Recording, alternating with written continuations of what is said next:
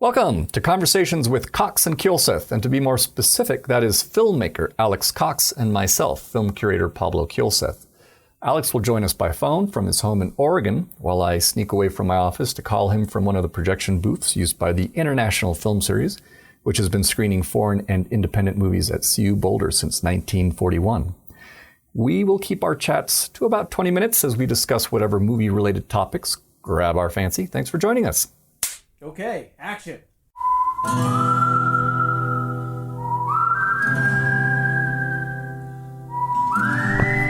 Aha! The phone is ringing, and that must be Pablo. Pablo! Alejandro! How are you? I'm okay. How are you doing, sir? I'm very well, thank you. Very nice to hear your voice. Nice to hear yours, too. I am pouring myself a beer, as per our usual protocol.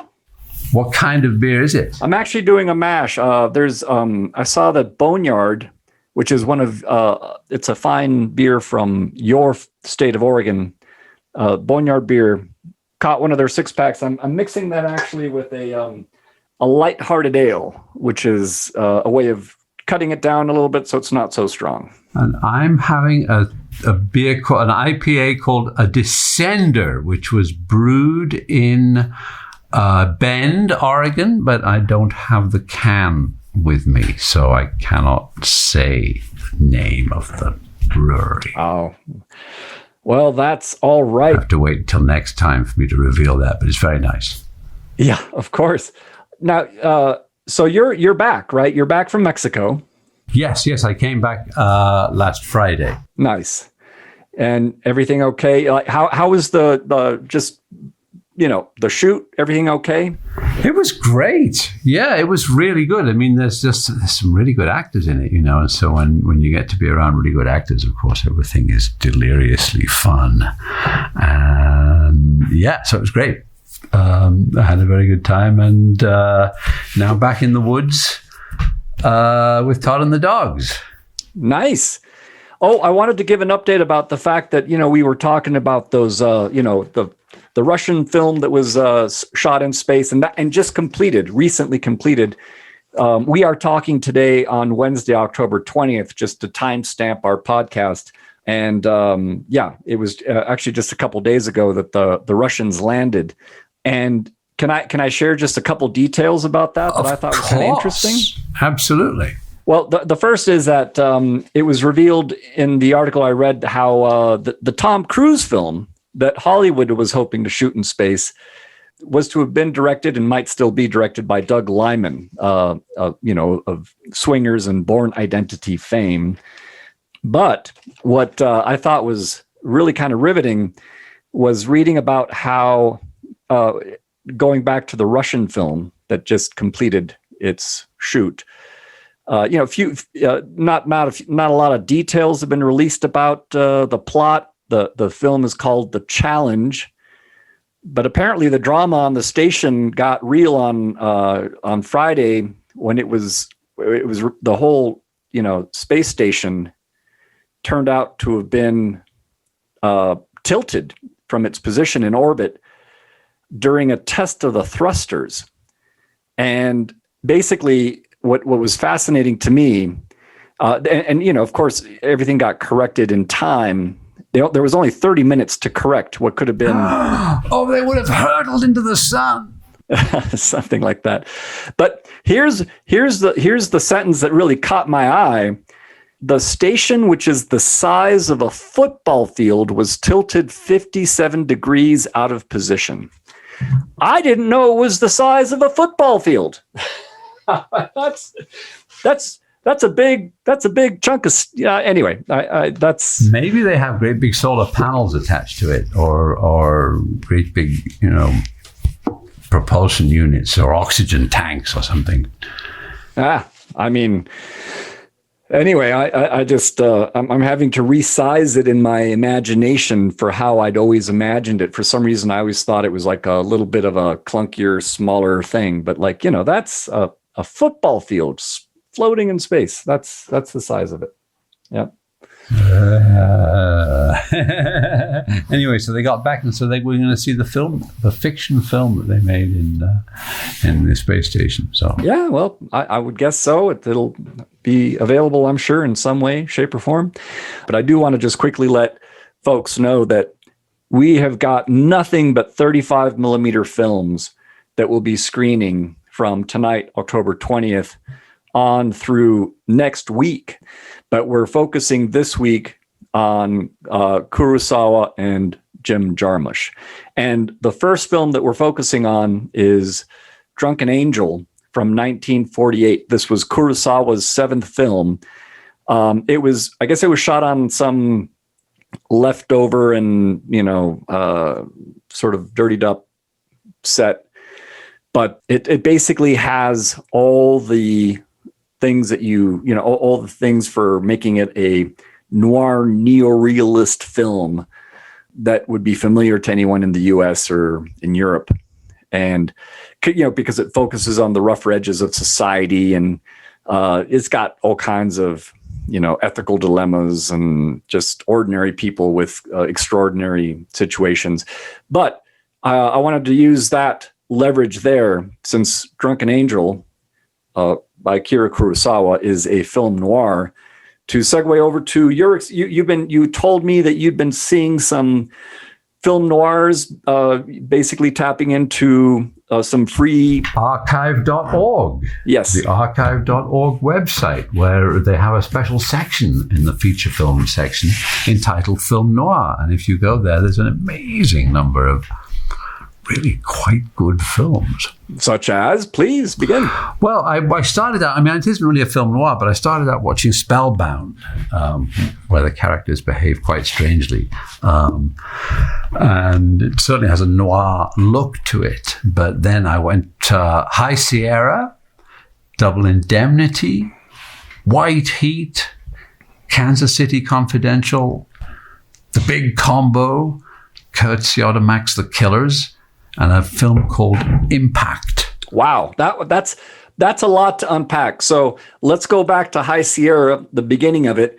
I actually need to revisit that, or possibly even watch it for the first time, because I just can't remember offhand.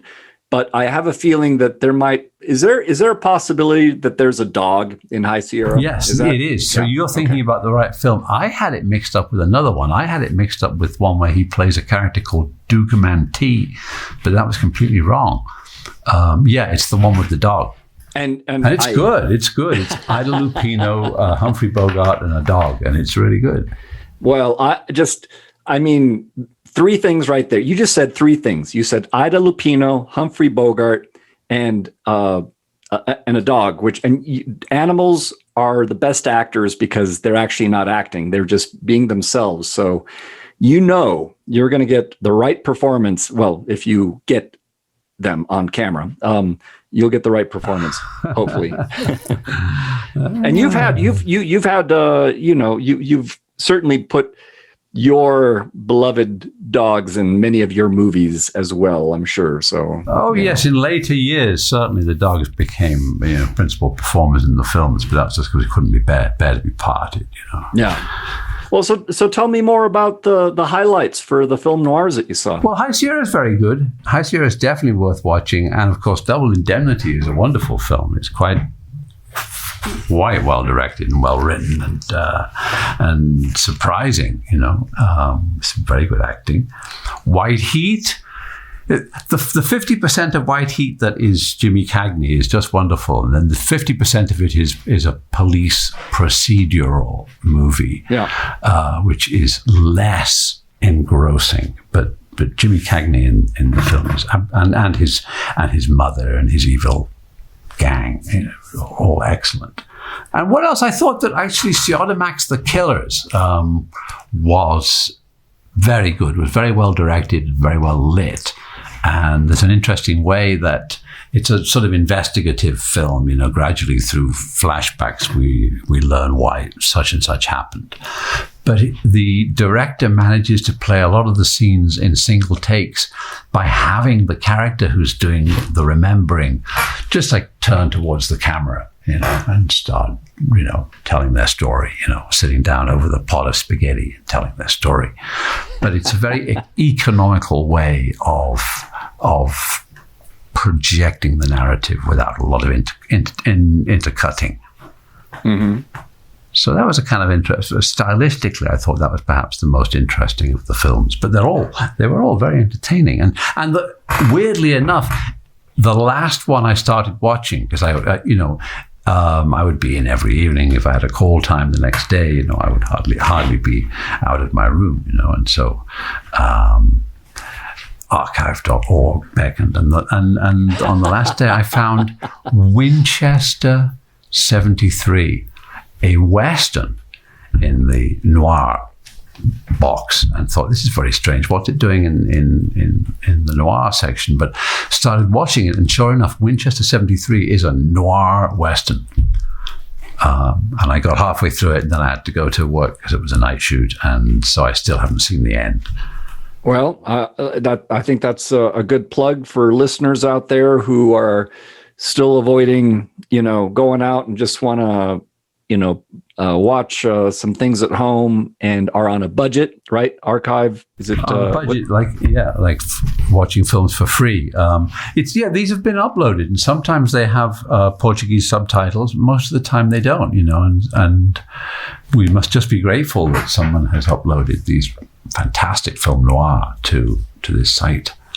Give us the website again so people. Archive.org. Archive.org. Yeah. And you just go there, and you can. And obviously, there's books, there's television, there's all kinds of other stuff as well. Right. Well, I'm going to shift gears a little bit just because I am still trying to get some butts in the seats in our actual. Pack them in. So you've got a Kurosawa. You've got Drunken Angel tonight. What's on tomorrow night? Well, we skip tomorrow, and then but Friday we come back with Dodeska Den. Now this is 1970, Kurosawa's first color film. My understanding, if I recall, I think this is this is kind of a low point for Kurosawa. He was having battles with 20th Century Fox because they were pissed at him because I don't know, he might have been like they felt he was dragging his feet on Tora, and they were also making claims that he was mentally ill. And Dodeska Den is also a movie that has no big stars, and it weaves like some short fictions together in a 1:3 aspect ratio. So it gets boxy, I think most people think of Kurosawa as kind of widescreen. Certainly Tora was widescreen. On the samurai movies, I think maybe not Seven Samurai, but certainly Yojimbo and Sanjuro. Yes. Yeah, but here he goes back to a very old school 1:3 to 1 aspect ratio, but at the same time, it's his first time with color, so he's using an entirely new aesthetic for him, and he was a painter, and I think that's what's interesting about Dodeska Den is that as a painter, he's here, I think, using the canvas in a stylized new way, and he's also he's really genuinely trying to kind of show some concern for the poor people and the things that they go through, and he injects dreams and fantasies into the whole thing, which is there's symbolism, and it's just there's a lot of things going on here. I know you don't like movies with that are sort of too sentimental or extremely sentimental. Dripping with fresh brewed sentimentality is Dodeska Den. But you're a fan of the film noirs, and Drunken Angel goes back to that, right? Oh yeah, and I think also, certainly in terms of the look, the Jim Jarmusch films that you're going to show are also of a noir school, aren't they? Of a noir look. Yeah, they've got the look, but they're operating on an entirely different syntax. We're talking on Saturday, October 23rd, we got Stranger Than Paradise on 35 millimeter. On Sunday, October 22nd, Down by Law, also 35 millimeter. Both are black and white. Both have John Lurie, and they're but of course, like in the case of Down by Law, we actually also have Roberto Benigni, and there's a lot of comedic moments that unravel. But to me, the thing that's magical about Down by Law are the scenes in the swamps, because I really, if memory, like my memory of that movie is that you could see the water just glistening, and the tree moss was almost like its own tangible character. And so I really felt a presence of a place with those early Jarmusch films. And that's what I'm hoping to revisit. That's what I'm hoping to share with people who might come out to Munzinger to watch those. In 35, they're all in 35, right? Correct. Yeah. When was the last time you saw those? Do you even remember? I mean, you had... Well, I think when they came out. I saw them when they came out. So that was a while ago. Who was the cinematographer of Down by Law? Was it Robbie Muller? Yeah. Yeah, because it was a great looking film. And he, of course, had shot Repo Man, and then also shot The American Friend, a great film noir in color. Well, I mean, that alone, if you're listening, if this drops in time, hopefully will prod you toward Munzinger. I just want to let folks know, again, we got 400 seats, and I assure you that you will have a lot of elbow room. You don't have to worry about being mobbed. It'll be a safe environment. We are asking people to wear masks throughout the movie, but we don't sell concessions, though there's really no reason to take off your mask. And you're going to have a lot of room around you. Oh, I do want to add very quickly, Alex, I'm kind of, I sort of feel like I'm, operating on fumes, because there was close to a full moon last night, if not a full moon, and I never sleep well. And then I woke up really early to go see the immersive Van Gogh, experience thing. I don't know if you've heard of that, but no. What is it? How does it operate? It's basically 2 giant rooms, and they have amazing projection. It projects all across the walls and the floors, and there's mirrors placed within the rooms, and it's like a 1-hour video loop of art by Van Gogh that's been it's made so it's moving. It's very hypnotic. It's there's a soundtrack playing while you're watching it, but you're immersed in this experience. And you just went to see that this morning? I did that this morning. Yeah. Wow. Yeah. So I basically got I think 3-4 hours of sleep under my belt, and I just came out of that. And now I'm going to Munzinger to watch a Kurosawa 35 millimeter print of Drunken Angel, and life is full. But I'm also, I feel like at some point, I hope I can get a little bit of sleep. But it's maybe after the Kurosawa this evening. After Kurosawa, for sure. Good. Not too soporific. Hey, listen, enjoy the film and enjoy the screenings. I hope the prints look really great. I know that tonight's print is going to be in excellent condition, and because we're dealing with the same distributor, Janus, they're a wonderful distributor. They do excellent work, and they treat us well. They give us great prints. I'm very confident in the rest of the movies as well. So I'm looking forward to the experience. And thank you for taking time to, give a shout out and call me when you're just, you're still recuperating from a trip to Mexico and all that. It's all very nice, almost enjoyable. And, but we'll speak more. Hope the screenings go very well. Love to everybody. Excellent. And thanks for Gavin. We'll talk next week. We will. Thank you. All right. Bye. And cut. Okay, that's a wrap.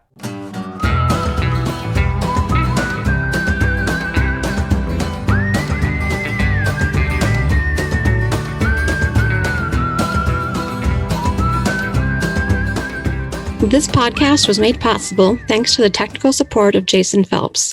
We'd also like to thank Ted Thacker for his permission to use excerpts from his song, The Ballad of Slim Cessna.